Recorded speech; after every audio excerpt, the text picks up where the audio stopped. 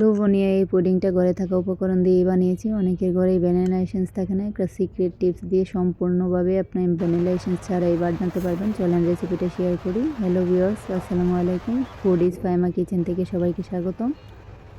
Caramel পুডিংটা বানানোর জন্য প্রথমে দেখতেই পাচ্ছেন আমি হাফ কাপ চিনি নিয়ে নিয়েছি একটা পাতিলে। এই পাতিলে আমি আজকে ক্যারামেলটা সেট করব, তাই এখানে আমি চিনিটা দিয়ে ভালোভাবে ক্যারামেলটা সেট করে এক সাইডে রেখে দিলাম। এখন চলে আসছি পরবর্তী ধাপে। এখানে আমি নিয়ে নিয়েছি একটা ব্লেন্ডার জার। এখানে একটা কলা দিয়ে দিয়েছি, যেটা ভ্যানিলা এসেন্সের পরিবর্তে আপনারা ব্যবহার করতে পারেন। আর দিয়ে দিয়েছি হচ্ছে 1 কাপ পরিমাণ গুঁড়া দুধ। এই গুঁড়া দুধটা দিয়ে দেওয়ার পর দিয়ে দিয়েছি 3 চা চামচ চিনি। চিনিটা স্বাদ মতো দিয়েছি, যেহেতু আমি এখানে পাকা একটা কলা ইউজ করেছি তাই চিনির পরিমাণটা একটু কমিয়ে দিয়েছি। আপনারা চাইলে আপনাদের স্বাদ অনুযায়ী মিষ্টিটা কমিয়ে বাড়িয়ে নিতে পারেন। আর দিয়ে দিয়েছি হচ্ছে 2টা ডিম। একটা ডিম দিয়ে দেওয়ার পর আমি আরেকটা ডিম দিয়ে দিচ্ছি। আর ডিমটা দেওয়ার পর আমি এখানে জাস্ট একটা ব্রেড ভালোভাবে ছিঁড়ে ব্লেন্ডার জারে নিয়ে নিলাম। আর এই ব্রেডটা দিলে আমার কাছে খুবই ভালো লাগে। এটার একটা স্মুথলি একটা টেক্সচার আসে, একদম পিচ্ছিল পিচ্ছিল ভাব মনে হয় না। আপনারা আপনাদের পছন্দ মতো যদি দেন দিবেন, না হলে স্কিপ করতে পারেন। বাট আমার কাছে ব্রেডটা দিলে একটু ভালো লাগে, না হলে একদম পিচ্ছিলি ভাব মনে হয় পুডিংয়ের। আমার কাছে ওই রকমভাবে ভালো লাগে না, তাই আমি সবসময় পুডিংয়ে একটা ব্রেড ইউজ করি।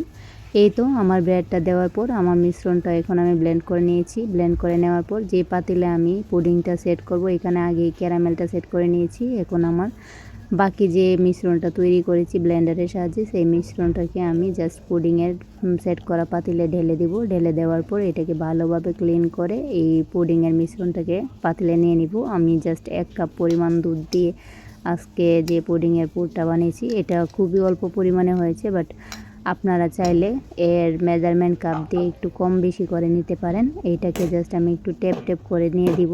যখন আমার ব্লেন্ডারের জারটা থেকে আমি নিয়ে নিয়েছি পুরটা, তখন আমি মিশ্রণটাকে টেপ টেপ করে ভিতরের যত বাবলস আছে সব বের করে দিব। এইদিকে আমি বেক করার জন্য একটা পাতিলে অল্প পরিমাণে পানি দিয়ে প্রিহিট করে নিয়েছিলাম।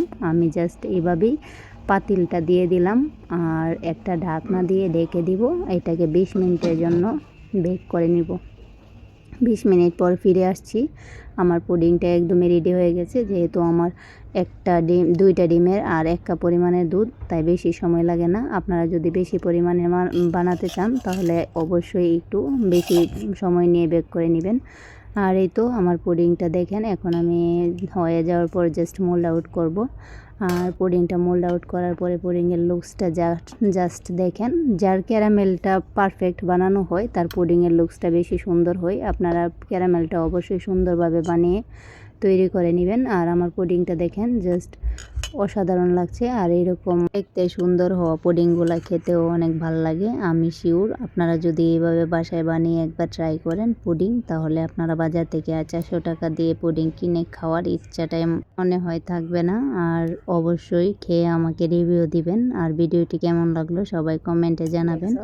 আর পরবর্তী সব সহজ রেসিপিগুলো যেন সবার আগে আপনার কাছে পৌঁছে যায়, এই জন্য আমার চ্যানেলটা সাবস্ক্রাইব করে বেল আইকনটি চেপে দিবেন।